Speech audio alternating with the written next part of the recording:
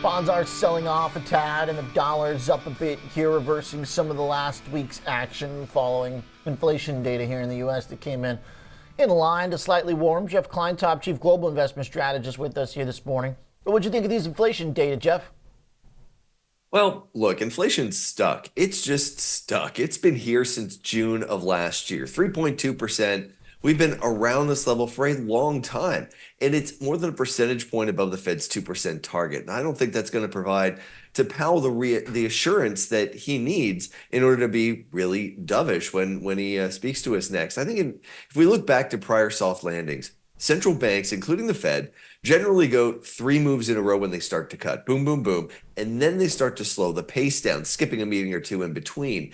It's possible that with stubborn inflation, the Fed could still cut for the first time in June, although the market may have pushed that back a little bit today. But that the pace of cuts may be slower by skipping a meeting or two right off the bat. And that could be disappointing for sectors that tend to really rally when the Fed starts to cut, like financials. So we'll have to see how that sector moves today. But looks like early on, at least, the market's been maybe braced for a hotter number than what economists have been calling for. Yeah, the reaction so far not too bad, especially considering yields in the dollar dropped fairly substantially the last couple of weeks. I'm kind of surprised we're not responding more. I mean, this looks like, to your point, stuck, plateau. If Powell's looking for further progress, this ain't it.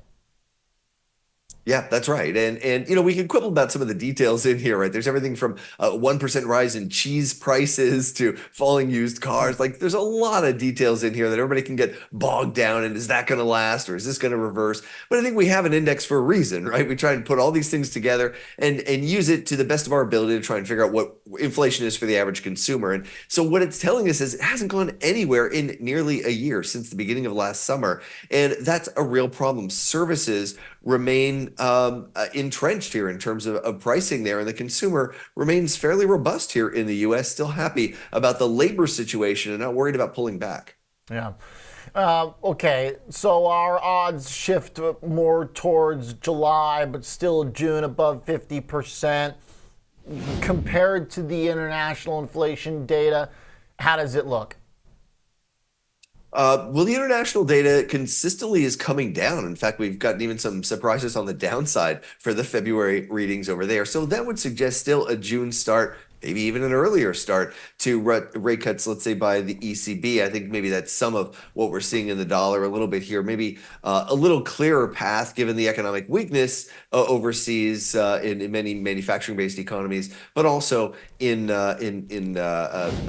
the inflation picture. But yeah, if you take a look at what the market's been doing here, it's really interesting. We've gone from pricing in 6 rate cuts for everybody. It's you get a rate cut, you get a rate cut, you get a rate cut, all the way down to, well, what, 2, 3? And now it's bouncing back up again. I think the market's getting more realistic that we're probably looking at an environment, 3 or 4 rate cuts this year. That's a number we've been sticking to all year across all the major central banks, Bank of England, the European Central Bank, and the Fed.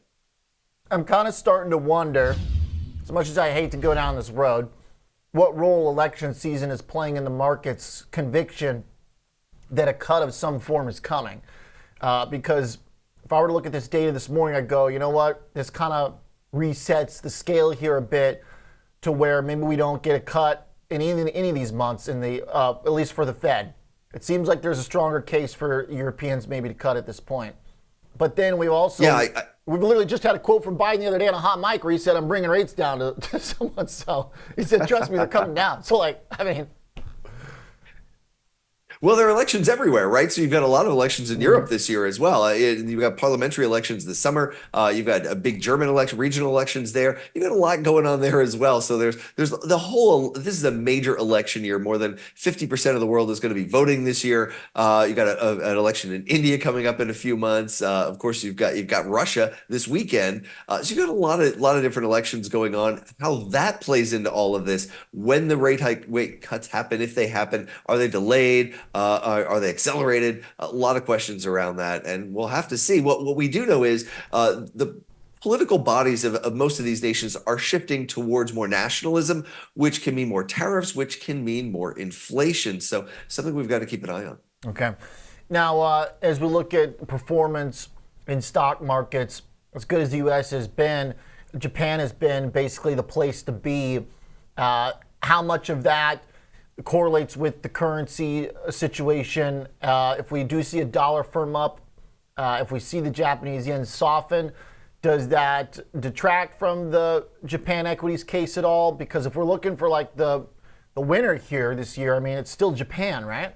As far as stocks go. Yeah, either way, right. Whether you measure it in dollars or in yen, and I think that probably continues. I think the yen certainly it's been moving a lot in recent years, but it hasn't upset the idea that Japan's still a great place to be. I'm watching news on Japan's labor union negotiations tonight. We're going to get the numbers from the industrial union, the biggest industrial union in Japan. Those numbers, the negotiation between management and the union is going to wrap up tonight. That'll give us a sense of where the overall union wage talks are going to go, wrapping up on Friday. Signals last week are showing they may have agreed to the highest pay raise in decades. And that means that while everyone's waiting to see which central bank is going to cut rates first, Bank of Japan is probably going to hike rates next week for the first time in 17 years. That could support the yen, and it could attract more money from U.S. investors as they follow the likes of Warren Buffett into Japanese stocks. In fact, we could see the Nikkei 225 cross 40,000 for the first time, maybe later this week, keeping Japan as the best performing stock market in the world this year.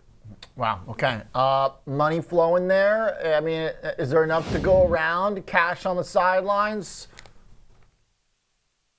I mean, it would appear that that is the case. We've seen money every single week flowing into Japanese equities from the U.S. and other overseas investors. I think that likely continues. There is quite a bit on the sidelines. I think when you take a look at investors revisiting their portfolios, they're looking for those opportunities. And you've got one here. This just shows all those flows every week. Money coming out of foreign markets into Japan, with the exception of just 1 week so far this year. That's a pretty steady pace and pretty encouraging here. One of the reasons why I think Japanese markets are going to continue to perform well.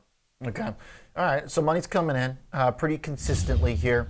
What do we look for next on the calendar, Jeff, in terms of kind of setting our calendar in for the cuts here, ECB, Bank of England, Japan for hikes? What's kind of the next major milestone? I think watching the labor situation is critical. I just mentioned the wage situation in Japan. They want to see wages up, embedded inflation. Wages absolutely critical here for the ECB, and so we are probably not going to get the most comprehensive data that they're going to be looking for. That's the Q1 data, comes with a third revision of GDP. That's not due out until there's a release in mid-May, but there's also another one in early June. That's why I think June is very likely the start date for the ECB and probably not earlier. That's going to be a big mover. But yeah, it's definitely wages as we look around the world. Okay. All right. Thanks, Jeff Kleintop. Good assessment here. Nice job fitting inflation into the global picture for stock performance and central bank priorities. Thank you, Jeff Kleintop, Chief Global Investment Strategist at Charles Schwab.